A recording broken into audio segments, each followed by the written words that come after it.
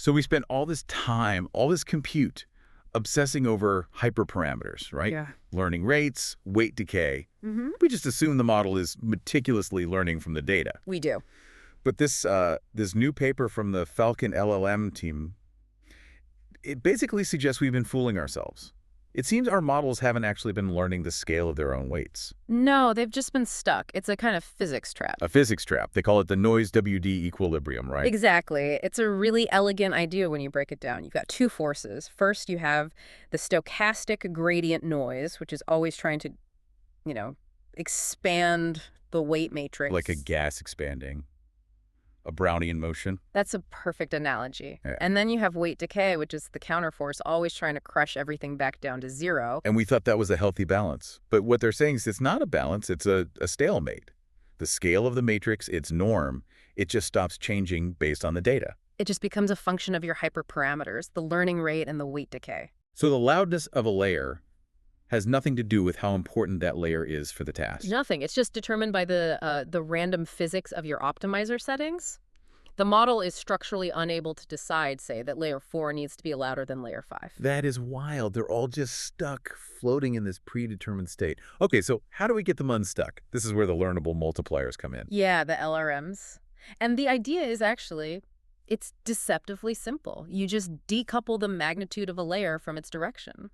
So you let the huge weight matrix keep doing its thing, learning the directions, which features map where. But you introduce a separate tiny little parameter that only handles the scale. And that can be just a single number, a scalar, or a vector for rows and columns. Right. But here's the part that I had to really think about. If the whole matrix is stuck in this noisy equilibrium, why isn't the tiny multiplier stuck too? That is the core question.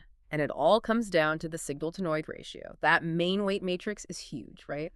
The gradients coming back to it are incredibly noisy. That's the stochastic part of stochastic gradient descent. Exactly. The Falcon team actually showed that the matrix updates are noise-dominated. They look just like random simulations. They aren't learning scale at all. But the multiplier, because it's just one number, it's signal-dominated. Precisely.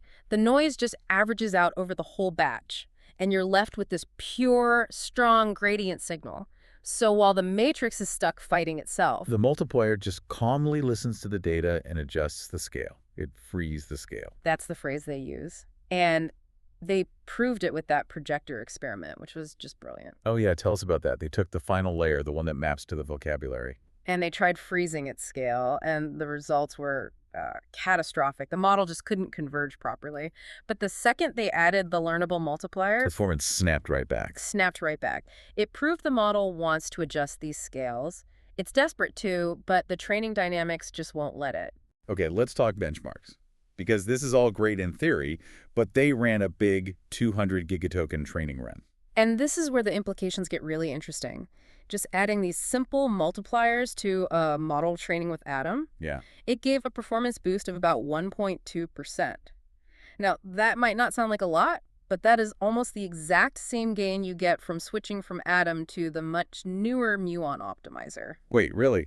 So just fixing the scale on good old Adam basically catches it up to Muon. It suggests that a huge part of Muon's advantage might just be that it handles the scale problem better. We might be getting to the same place, but through a much, much simpler path. And the gains weren't even, were they? I remember the paper said it was much better on certain tasks. That's right. The improvements were way bigger on reasoning tasks, so math, logic, that kind of thing, than on simple knowledge recall. Which makes sense when you look at the other thing they found, layer diversity.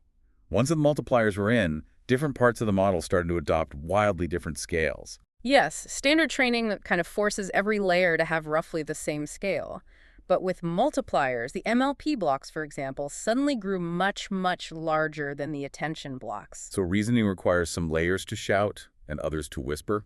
It seems so. It needs that hierarchy, that heterogeneity, which standard training was suppressing. And you get all of this flexibility with almost no extra memory, no hit to inference speed. It really does feel like a universal patch. It does. It works on Adam. It works on Muon. It feels like it fixes a fundamental problem we didn't even fully realize we had.